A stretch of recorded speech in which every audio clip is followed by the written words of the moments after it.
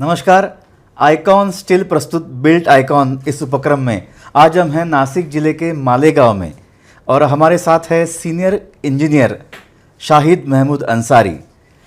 शाहिद जी नमस्कार, आपका बहुत बहुत स्वागत है इस बिल्ड आइकॉन उपक्रम में। हम इस प्लेटफॉर्म पे लोगों की स्टोरी सुनते हैं, उनका क्या सक्सेस है, उनका क्या स्ट्रगल है।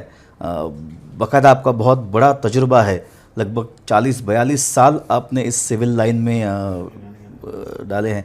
तो हम जानना चाहेंगे आपकी स्टोरी कि शुरुआती का दौर कैसा था, आपने स्ट्रगल कैसे की, स्कूलिंग कौन सी थी, कैसे पढ़ाई की आपने, बताएंगे? सुकून दिल के वास्ते क्या एहतमाम करूं, सुकून दिल के वास्ते क्या एहतमाम करूं, ज़रा उनसे नज़र मिले तो फिर उन्हें सलाम करूं। मुझे तो होश नहीं, आप ही मशवरा दीजिए, कहाँ से छेड़ूं फसाना, कहाँ तमाम करूं। बहुत बढ़िया, बहुत उम्दा शेर सुना है आपने। आपने मेरे बारे में पूछा तो मेरा नाम इंजीनियर शाहिद महमूद है। मेरा जन्म मालेगांव में 1962 में इसी मालेगांव की धरती पर हुआ और मैं Sabu Siddik college of engineering Mumbai से 1983 में डिप्लोमा पास किया। डिप्लोमा पास होते ही चूँकि उस वक्त गवर्नमेंट ऑफ महाराष्ट्र ने ज़ीरो बजट लगा दिया था तो हमें नौकरी कहीं मिली नहीं। तो मेरे पास में सिर्फ एक ही रास्ता बचा कि मैं कॉन्ट्रैक्टरशिप शुरू की मैंने, और जब से लेकर के अब तक मैं काम ही कर रहा हूँ और काम करते करते मुझे कम से कम 42 साल का मेरा तजुर्बा है। सर जी बहुत बड़ा तजुर्बा है आपका, और जैसे आपके विचार है मानो कोई मतलब स्टील जैसे एकदम मजबूत और बहुत स्ट्रांग है आपके इरादे भी और हौसले भी। और आप बताएंगे जो पहला आपका प्रोजेक्ट जो आपको मिला वो कैसे मिला? पहले प्रोजेक्ट जो मिला करते थे वो सिर्फ जो है पहचान की बुनियाद पर मिला करते थे, क्योंकि मैं जब शुरू में फील्ड में आया तो मैंने अपने रिश्तेदारों के बहुत सारे काम किए। छोटे छोटे काम होते थे, घरों का काम होता था या दुकान का काम होता था। फिर मैंने थोड़ी मेहनत की, कॉरपोरेशन में भी मैंने कुछ कॉन्ट्रैक्ट्स किए, लेकिन चूँकि कॉरपोरेशन का माहौल मुझे पसंद नहीं आया तो फिर मैं वहाँ से निकल कर के मैंने फिर कॉन्ट्रैक्टरशिप की और कंसल्टिंग की। उसके बाद हमारे अपने शहर में बहुत सारे मसले रहते थे कॉन्ट्रैक्टरशिप में और काम करने के लिहाज से। तो ये 1996, 97 या 98 का ज़माना रहा होगा। उस वक्त हम मालेगांव के बहुत सारे इंजीनियर से एक साथ एक प्लेटफॉर्म पर आए और 1998 में हमने प्रोफेशनल सिविल इंजीनियर एसोसिएशन की स्थापना की और वो अभी तक है। और इसमें हम कम से कम प्रैक्टिसिंग इंजीनियर करीब 52 लोग हैं। इस प्लेटफॉर्म से मुझे बहुत काम करने का मौका मिला और इस प्लेटफॉर्म से मुझे काम भी बहुत मिले। सर आपने बहुत अच्छा शेर सुनाया था, तो एक मेरा भी छोटा सा शेर आप सुन लीजिए। जी जी। ना हमारे जो यहाँ के मंत्री महोदय हैं इंजीनियर दादाजी भूसे, वो हमारे एसोसिएशन के फाउंडर मेंबर भी हैं और वो अक्सर कहा करते थे कि कोई भी प्रोग्राम जो है बगैर शेर के आगे बढ़ता नहीं है। तो बिल्कुल आपको भी आपका प्रोग्राम अगर आगे बढ़ाना है तो आपको शेर बोलना ही पड़ेगा। ना धूप और बारिश का डर, ना धूप और बारिश का डर, ये सिविल इंजीनियर जो होता है वही सजाता है लोगों के सपनों का घर। बेशक, बिल्कुल सही है। ये आप पे मतलब शेर मैंने किया ऐसे, आप समझ लीजिए। तो सर शुरुआती का जो दौर था वो स्ट्रगल वाला था। आपका जो पहला प्रोजेक्ट था उसकी कुछ यादें बताएंगे? पहला प्रोजेक्ट वो मैं आपको कहूँगा, मुझे बहुत उस बताने में उत्साह भी होता है और मेरा जो सीना 56 इंच का हो जाता है। मैंने अपनी स्कूल जहाँ से मैंने स्कूलिंग की वहीं पर मैंने अपना पहला प्रोजेक्ट किया। हमारी स्कूल है मालेगांव हाई स्कूल, वहाँ पर आईडीबी प्रोजेक्ट एक सऊदी गवर्नमेंट स्पॉन्सर्ड स्कीम थी, उससे फ़ंड आया था। तो उसका हमने एक स्कूल बनाई जो आज भी वहाँ पर आईडीबी बिल्डिंग के नाम से मिलती है। वो काम मेरा पहला था और वो काम मेरे लिए बहुत ही ज़्यादा बूस्ट हुआ, उस काम से मैं बहुत ज़्यादा लोगों में चर्चित रहा, क्योंकि ये उस ज़माने में अपने तौर से अपनी नौयत का एक अनोखा प्रोजेक्ट था। बहुत बढ़िया। सर जी, आपने 40-42 साल में आज तक कितने प्रोजेक्ट हैंडल किए हैं? More than 25 projects I have handled independently or indirectly independently, and I have worked in अक्कल कुआं also. अक्कल कुआं में एक बहुत बड़ा मदरसा है, जामिया इरशादुल उलूम अक्कल कुआं, और मैंने इंजीनियरिंग कॉलेज की बिल्डिंग बनाई है, वहाँ हॉस्पिटल की बिल्डिंग बनाई है, BOMS कॉलेज का हॉस्टल बनाया है, और नंदुरबार में मैंने एक रेजिडेंशियल बिल्डिंग बनाई है। और इसके साथ ही साथ मैं ऐसा हुआ ना कि सिविल इंजीनियर काम तो बहुत करता है, लेकिन कभी कभी काम नहीं होता है। तो ये वो ज़माना था जब मेरे बच्चे जो थे, बिल्कुल ऐसा था कि एक मैट्रिक कर रहा था, एक जूनियर कॉलेज में था, और एक अपनी स्कूलिंग में था। तो मुझे लगा कि ये बच्चे करेंगे क्या। तो फिर मुझे मेरे एक दोस्त ने मशवरा दिया, और मैं 2008 से गल्फ़ चला गया। वहाँ से मैं 2018 में वापस आया हूँ। आने के बाद में कोरोना लगा, और कोरोना के बाद में फिर तो आप जानते ही हैं कि हर कोई जो है अपने अपने बिजनेस में, कोई जमा रहा, कोई निकल गया। तो मैं 2019 के बाद से थोड़ा कंस्ट्रक्शन साइड से थोड़ा साइडलाइन होकर के अभी मैं पावर लूम बिजनेस में काम कर रहा हूँ। बहुत बढ़िया। मतलब ऐसा बोल सकते हैं कि 360 डिग्री आप बिजनेस चला रहे हैं। हाँ, मालेगांव में तो ऐसा है कि पहुंचती है वहीं पे खाक जहाँ का खमीर था, मतलब वहीं पर आदमी पहुंचता है जहाँ से पैदा होता है। बहुत बढ़िया, बहुत सीखने को मिल रहा है आपसे।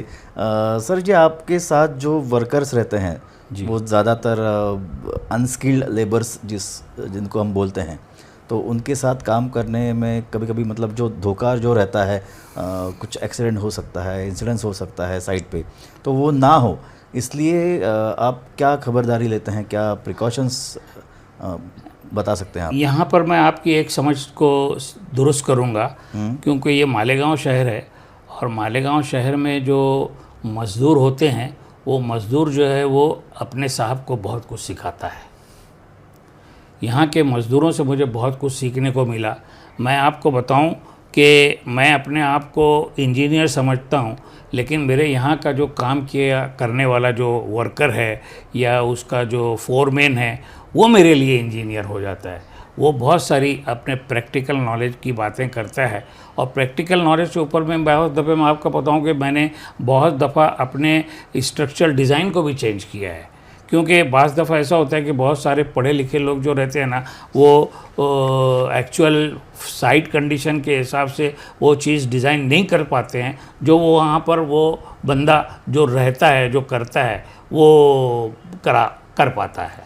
मतलब सिर्फ एजुकेशन से नहीं, एक्सपीरियंस से आदमी का पता चलता है। बिल्कुल। मैं जब डिप्लोमा पढ़ के हम जब फील्ड पर आए, तो हम लोगों ने, हमारे टीचर्स ने हमको प्लम बॉब बताया था। अब मैं वहाँ पर जब प्लम बॉब ढूंढने के लिए जा रहा हूँ, तो मुझे प्लम बॉब कोई नहीं दिया। उसने बताया, बोले साहब इसको प्लम बॉब नहीं बोलते, ये वलंबा है। समझ रहे हैं आप? वलंबा थापी, जिसको हमको हमारे टीचरों ने ट्रैवल बताया था कि ये ट्रैवल से आप फिनिश कीजिए प्लास्टर को। ट्रैवल, अगर आप वहाँ के स्टोर में जाएंगे, स्टोर कीपर को बोलेंगे भैया मुझे ट्रैवल दे, तो वो ट्रैवल देगा नहीं, बोलेगा नहीं। आपको बोलना पड़ेगा कि थापी दे, तो वो थापी देता है। जी, बहुत बढ़िया। हाँ, तो प्रैक्टिकल एक्सपीरियंस बहुत ज़रूरी है, प्रैक्टिकल नॉलेज बहुत ज़रूरी है। एजुकेशन में थ्योरेटिकल जो है वो भी ज़रूरी है। थ्योरेटिकल ही तो हमको प्रैक्टिकल वाले लोगों से थोड़ा ऊंचा करता है ना, तभी हम इंजीनियर कहलाते हैं। वरना हमारे यहाँ के तो जो फोरमैन होते हैं, जो थोड़ा गौंडी होता है, वो इंजीनियर से ज़्यादा मालूमात रखता है। जी बिल्कुल। सर जी, अभी जो दूसरी जो ये बात रहती है, वो रहती है मटेरियल की। तो मटेरियल जब चूज़ करते हैं मार्केट से, तो क्या क्या पैरामीटर्स होने चाहिए, क्या क्या देखना चाहिए, क्या परखना चाहिए? जब मैंने मेरी अपनी प्रैक्टिस शुरू की थी, तो आपका जो बेसिक सवाल है मटेरियल का, तो हम तो वही मटेरियल लेते थे जो मटेरियल हमारे शरद भाई लाते थे या हमारे खुर्शीद भाई लाते थे। हम उसी मटेरियल से करते थे। आज से 20-25 साल के पहले की बात बता रहा हूँ। लेकिन अब ज़माना बदल गया है। अब चूँकि कर लो दुनिया मुट्ठी में वाली बात है, अब तो इंटरनेट पर और बहुत सारी चीज़ें जो है वो मिल जाती हैं, तो लोग बता देते हैं, ले लेते हैं। सर जी, आज तक आपने जितने भी प्रोजेक्ट किए मालेगांव में, नासिक ज़िले में, तो उसमें आपने आइकॉन स्टील का इस्तेमाल कभी किया है? बिल्कुल, मैंने आइकॉन स्टाइल का किया था, बल्कि ये हमारे टेंडर में कंडीशन भी थी स्पेसिफिक। ये मेरा वो काम था ओझर में, HAL कंपनी है, हिंदुस्तान एरोनॉटिक्स लिमिटेड, वहाँ का मैं प्रोजेक्ट कर रहा था। तो जब प्रोजेक्ट टेंडरिंग कर रही थी तो उसमें ये एक स्पेसिफिकेशन था कि आपने जो भी स्टील यूज़ करना है, ये टाटा आइकॉन की आपको स्टील यूज़ करनी पड़ेगी। तो सर, तो फिर मैं उसी वक्त जब जाना कि ये आइकॉन स्टील। ओके, तो ये आइकॉन स्टील का जो आपका एक्सपीरियंस था वो कैसा रहा? मतलब उसका सर्विस लेवल कैसा है, बिल्कुल क्वालिटी कैसा है? बिल्कुल क्वालिटी वाइज इसका कोई पकड़ नहीं है। जो कुछ भी टेंसाइल स्ट्रेंथ हमें रिक्वायर्ड, क्योंकि वहाँ पर सब चीज़ मटेरियल टेस्टिंग होती थी। मुझे जो सैंपल देना है तो पहले मुझे जो उनका स्पेसिफिकेशन होता था, उस स्पेसिफिकेशन के हिसाब से मुझे पहले वो बैच है, वो काम है, वो एक टोटल सेगमेंट मुझे पहले चेक कराना होता था, तब जा कर के पास आउट होता था, तो मैं उसकी कॉन्क्रीटिंग कर पाता था।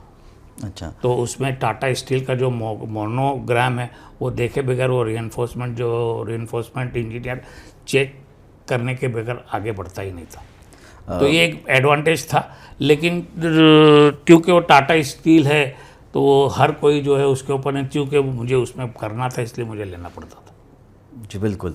सर जी, आपका इतना बड़ा तजुर्बा है, और आपका जितना भी काम हुआ है आपने बहुत लगन से और दिल से किया है।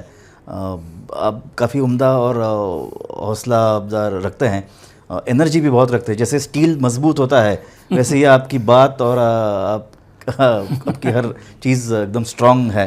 तो ऐसा ही एक स्ट्रांग विजन क्या है आपका कि इस सिविल लाइन में आगे के 10-15 साल क्या डेवलपमेंट होना चाहिए आपके हिसाब से? कंस्ट्रक्शन इंडस्ट्रीज़ का तो डेवलपमेंट सिर्फ और सिर्फ जो है वो टेक्निकल बुनियादों पर ही हो सकता है। अभी देखिए, आप चूँकि मालेगांव की धरती पर हैं, अभी आपको बताऊं, अभी एक 10-15 रोज़ पहले हमारे इंतहाई कंजस्टेड एरिया में एक बिल्डिंग, जो कि बिल्कुल लेमैन उन लोगों ने गौंडी मिस्त्री मज़दूरों से करवा ली और उसको ऊपर बढ़ाते चला गया। अब चूँकि वो इतने तंग गलियों में वो बिल्डिंग थी, वो बिल्डिंग जो है टिल्ट होकर के दूसरी बिल्डिंग पे आके लग गई। तो वो कितनी धोखादायक थी, और इतनी धोखादायक थी कि उसको डिमोलिश करने में भी टोटल टेक्निकल उसूलों के हिसाब से उसको नीचे उतारना पड़ा। तो कंस्ट्रक्शन इंडस्ट्रीज़ का जो अब फ्यूचर है वो ऐसे नहीं चलेगा। इसको बराबर प्रॉपर डिज़ाइन करना पड़ेगा, प्रॉपर मटेरियल सिलेक्शन करना पड़ेगा, प्रॉपर उसकी अच्छे जानकार लोगों से उसका काम कराना पड़ेगा, तभी जा कर के ये कंस्ट्रक्शन इंडस्ट्री एक मजबूत स्ट्रक्चर दे सकती है। वरना आप आज देख रहे हैं कि आए दिन कोई न बिल्डिंग गिर जाती है, कोई ब्रिजेस गिर जाते हैं, उसमें बहुत सारी माल प्रैक्टिसेस भी होती है, सब स्टैंडर्ड मटेरियल भी होता है। सब स्टैंडर्ड मटेरियल इस्तेमाल करने के मैं हमेशा खिलाफ रहा हूँ। जब भी काम करो उम्दा क्वालिटी का मटेरियल लो, क्योंकि घर आदमी एक दफ़े बनाता है, बार बार नहीं बनाता है। जी बिल्कुल बिल्कुल। सर जी, इसमें प्रशासन का भी बहुत महत्वपूर्ण उनका योगदान रहता है, तो उनकी हेल्प लगती है। तो प्रशासन के लिए आपका एक क्या सुझाव है कि अपने नासिक ज़िले के लिए, मालेगांव के लिए, डेवलपमेंट के लिए क्या प्रोजेक्ट्स वो लेके आएँ, क्या सोच रखें? प्रशासन के लिए मैं यही कहना चाहूँगा कि प्रशासन को कंस्ट्रक्शन इंडस्ट्रीज़ के ताल्लुक से बहुत सख्त होना पड़ेगा। उसके ऊपर वो प्रॉपर सुपरविज़न, प्रॉपर चेक, और एक जो सीक्वेंसेस होती है, जैसे हमें हमारे इंजीनियरिंग के ज़माने में बताया जाता था क्रिटिकल पाथ मेथड, कि पहले आपको ये काम करना है, फिर इसके बाद ये काम करना है, फिर इसके बाद में मिल करके दूसरा काम करना है। उस क्रिटिकल पाथ मेथड पर काम करेंगे तो ही आपका स्ट्रक्चर स्टेबल बनेगा, वरना हादसे होते रहेंगे। सर, बहुत उम्दा बात आपने बताई और अच्छी सोच दी आपने। जाते जाते एक आखिरी बट एक महत्वपूर्ण सवाल है कि जो नए उम्दा सिविल इंजीनियर इस लाइन में आ रहे हैं, अभी डिजिटल का ज़माना है, बहुत सारे टेक्नोलॉजी का इन्वेंशन हो रहा है, तो इसको आप कैसे देखते हैं और नए सिविल इंजीनियर्स को किस सोच से इस लाइन में आना चाहिए?